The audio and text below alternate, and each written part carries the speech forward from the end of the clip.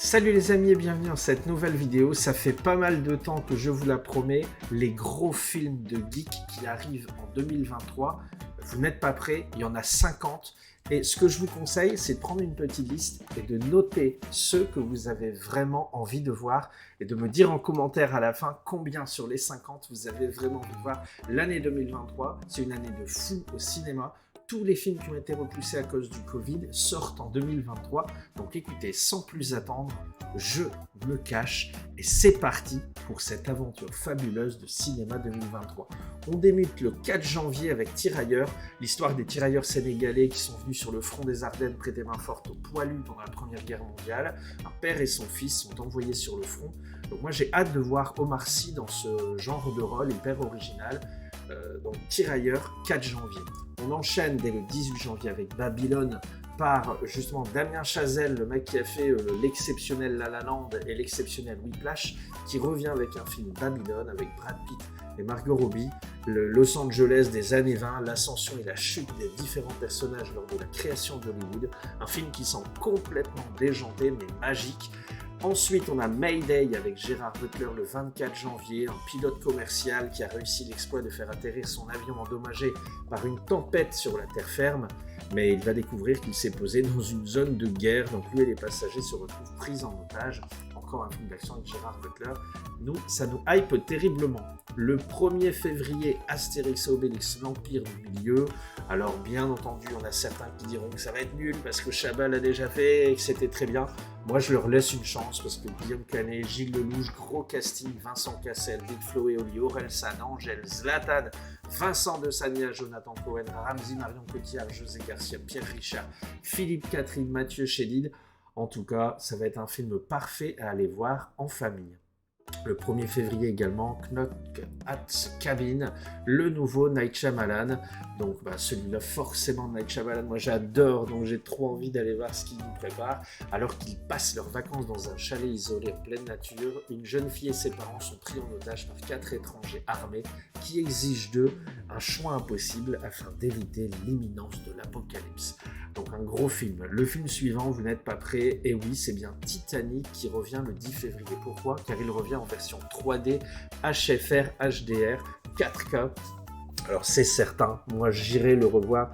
Je peux même pas imaginer ne pas aller revoir Titanic dans ces conditions et ce format. C'est vraiment un film à aller voir au cinéma. Un film de l'exceptionnel James Cameron avec Leonardo DiCaprio et Kate Winslet. Le 8 février, Alibi.com 2, la suite donc, du célèbre film de Philippe Lachaud. Le 15 février, Ant-Man et la Guêpe, Quantumania, donc le film suivant de Ant-Man et la Guêpe, encore un film de Marvel. Donc vous voyez, ça commence vraiment à s'échauffer, on est qu'au mois de février.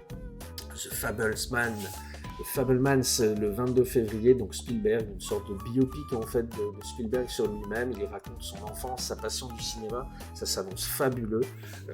Un des grands films de l'année, The Fabelmans, n'hésitez pas à noter son nom. Le 1er mars, alors l'un des films que j'attends plus, Creed 3, qui revient, un film avec Michael B. Jordan, donc on aura plus Stallone, ça y est, hein, il a donné le relais. Moi j'adore Rocky, j'adore Creed, c'est vraiment des films que je trouve fabuleux. Creed 1 et 2 étaient très bons, donc j'irai voir le 3 en famille le 1er mars. Le 8 mars, on enchaîne encore avec un film que j'adore cette saga, j'ai adoré Scream 5 l'année dernière, et cette année, Scream 6, on nous promet un film 100 fois plus gore que les précédents. Je l'espère, ça va être trop marrant. Donc le 3 mars, Scream 6. Derrière, le 15 mars, un nouveau film avec Adam Driver, 65, La Terre d'avant. C'est un mec qui vient de l'espace avec sa navette spatiale, il tombe sur une planète par accident, et en fait il se rend compte que dessus c'est la préhistoire, elle est remplie de dinosaures. C'est un film de geek à 800%, c'est clair que j'irai le voir le jour de sa sortie. Donc déjà quand vous voyez le nombre de films que je vous ai déjà montré, je suis bien content d'être abonné au Pâté Gaumont, parce qu'il y a vraiment de quoi cette année se faire plaisir. N'hésitez pas à vous abonner, parce que là vraiment, vous n'êtes pas prêts, faites des croix, faites des listes, et je veux à la fin que vous me disiez sur 50 quel est le nombre de films que vous avez coché dans cette vidéo. On est au numéro 12, donc le numéro 13, Cocaine Beer, l'histoire complètement déjantée d'un ours qui prend de la cocaïne et qui défonce tout sur son passage. J'ai vu la bande-annonce, merci Samagaga, ça a l'air complètement dingue. D'ailleurs en France, je crois qu'ils vont changer le titre parce qu'ils n'ont pas le droit de mettre cocaïne, mais en tout cas, ce film va être complètement barré. Moi, c'est clair que j'irai le voir. Le 22 mars, vous ne me verrez plus car pendant 3 jours, je vais aller voir John Wick tous les jours. Je veux le voir 3, 4, 5 fois, j'en ai rien à cirer, c'est mon film préféré de John Wick, vous le savez. Cette fois-ci, on va en plus accueillir dans la saga Donnie Yen, Bill Skarsgård, c'est complètement dingue. Hiroyuki Sanada, enfin ça va être énorme ce John Wick 4, j'ai pas les mots, donc trop hâte. Le 22 mars, John Wick 4, mon film de l'année, et le 29 mars, Super Mario Bros, le film, que vous aimiez ou pas les dessins animés. Vous êtes forcément hypé par la bande-annonce de ce film. Je pense que tous les gamins vont craquer, et même les papas geeks. C'est fabuleux, la bande-annonce est dingue. Nintendo a fait quelque chose de fou. Ça nous fait rêver maintenant à mes films Zelda et compagnie. En tout cas, le 29 mars, c'est clair qu'on ira voir Super Mario Bros. Derrière, on a Shazam 2 qui arrive, La Rage des Dieux, le 29 mars. J'ai pas vu le premier, mais on a dit beaucoup de bien. C'est l'histoire d'un ado qui est capable de devenir un super-héros adulte, en fait, lorsqu'il prononce le mot Shazam. Écoutez, j'essaierai de voir le premier. Dites-moi en commentaire si vraiment ça vaut le coup, je l'ai jamais regardé. Le 5 avril, Les Trois Mousquetaires d'Artagnan. Donc c'est français, gros film français de 2023. Ça sort en 2 parties. D'Artagnan le 5 avril, et vous le verrez après, Milady qui sort au mois de décembre, avec Vincent Cassel, Romain Duris, François Civil qui joue d'Artagnan. Et bien écoutez, on a hâte de voir ce que ça donne. Moi j'irai le voir. Le 12 avril, Donjons et Dragons. Ça a l'air complètement nul, mais je me suis dit que c'était un truc de geek, j'étais obligé de le montrer. En plus il y a Michel Rodriguez, j'aime bien. Donc le 12 avril, Donjons et Dragons au cinéma. Le 19 avril, Evil Dead Rise, Evil Dead. Je crois que c'est le 5e film de la saga, culte des films d'horreur. Ils promettent un renouvellement total. Moi, ça me fait un peu flipper parce qu'à mon avis, ça va être un navet, mais bon, pourquoi pas. Evil Dead, c'est l'un des films qui m'a fait le plus peur de toute ma vie. Donc, je me dis un petit remake, pourquoi pas. Le 21 avril, Last Train to New York. Donc, c'est le remake américain du Dernier Train pour Busan, un film de fou qui est sur Netflix, complètement barré avec des zombies qui courent et tout. Moi, j'ai trouvé ça trop bien. Donc, le remake américain qui arrive le 21 avril. Le 3 mai, vous pensez que ça y est, vous arrêtez d'aller au cinéma? Et bien, le 3 mai, Les Gardiens de la Galaxie 3 avec Chris Pratt et compagnie. Donc, un film de James Gunn, le mec qui tient d'ici, mais bon, comme quoi. Et donc, le 3 mai, Les Gardiens de la Galaxie 3. Vous pensez que c'est fini, là, vous dites on n'a plus d'argent, on est allé trop au cinéma. Et bien derrière, vous avez Fast and Furious 10, le 17 mai avec Vin Diesel, Jason Momoa, Charlize Theron, le 10e volet de la saga Fast and Furious. C'est complètement barré, c'est de plus en plus barré. J'ai arrêté, je dirais au 8, moi. J'ai adoré les premiers, vraiment adoré les premiers. J'ai arrêté au 8, j'ai vu le 8-9, j'ai pas dû les voir. Donc le 10, pourquoi pas. Le 24 mai, La Petite Sirène, le film live action de Disney, ça va être complètement fou, forcément Jadot va vouloir le voir et ça va être un film fabuleux. En tout cas, la bande-annonce nous donne terriblement envie.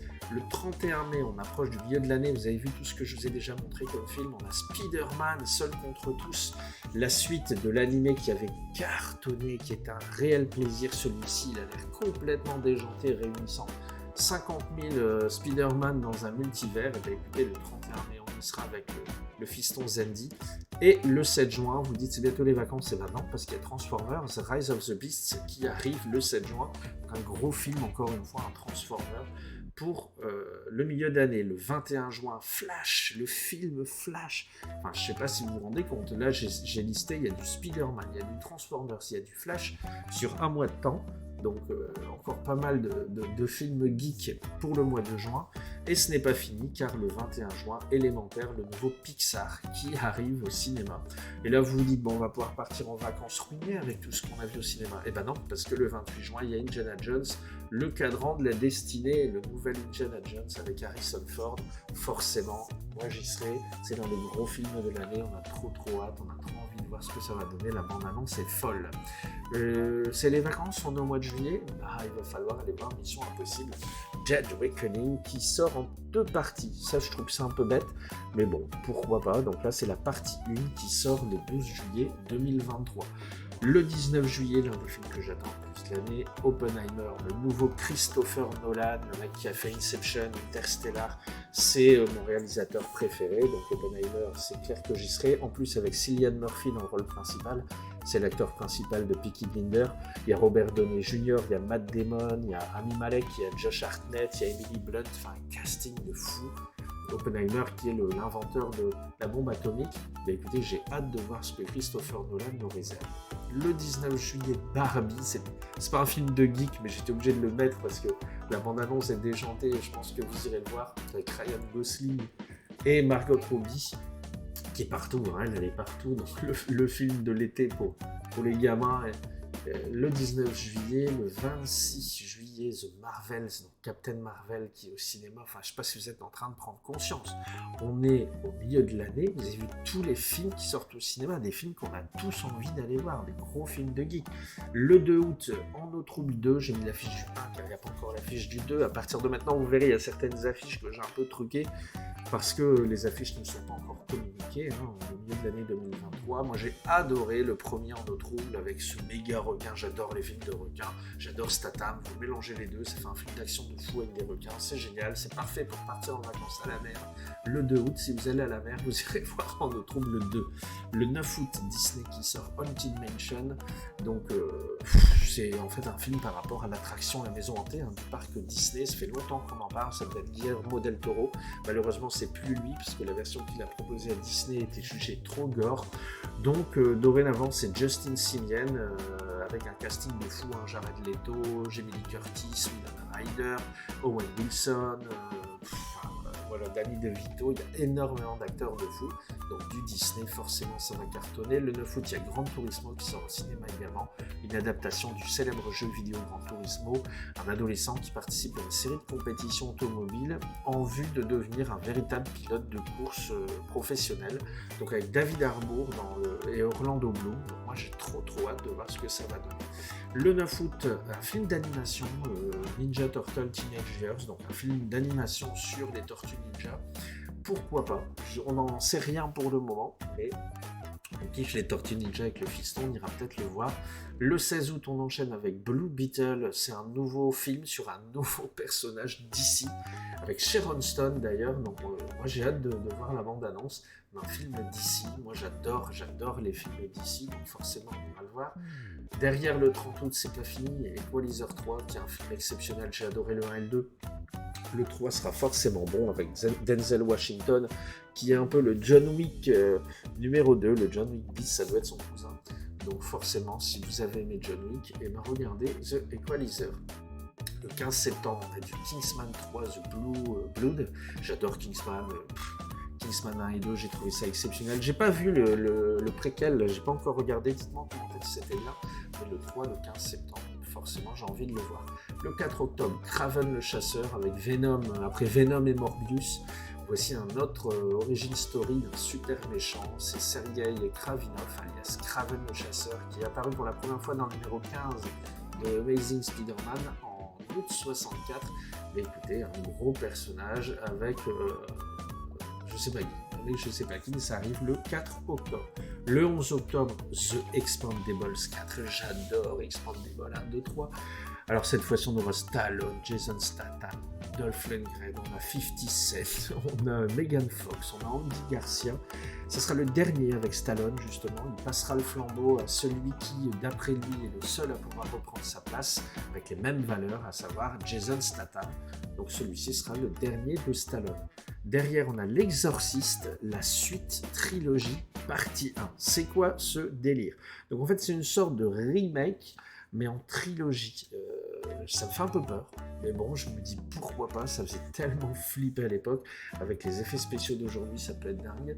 Donc j'ai remis l'affiche du premier de film original, bien entendu, mais j'ai hâte de voir ce que ça peut donner. Si vous n'avez pas suffisamment peur au mois d'octobre, vous aurez Saw 10 le 25 octobre, donc c'est confirmé, Jigsaw qui est de retour, ça fait terriblement flipper, et encore un gros film pour cette année. 44e film de l'année et pas des moindres, Dune partie 2, c'était tellement bon le film de Denis Villeneuve, j'ai adoré la partie 1, donc j'ai trop hâte de voir la partie 2. On enchaîne avec le 15 novembre les Hunger Games, la balade du serpent et l'oiseau chanteur. C'est un préquel en fait, ils ont sorti le bouquin préquel. Moi j'ai lu tous les bouquins, j'ai trouvé ça génial, donc forcément j'irai le voir. Mais ce n'est pas fini car le 22 novembre, Wish, le Disney de Noël 2023, l'histoire de la jeune Asha qui vit dans un royaume où tous les souhaits peuvent littéralement s'exaucer.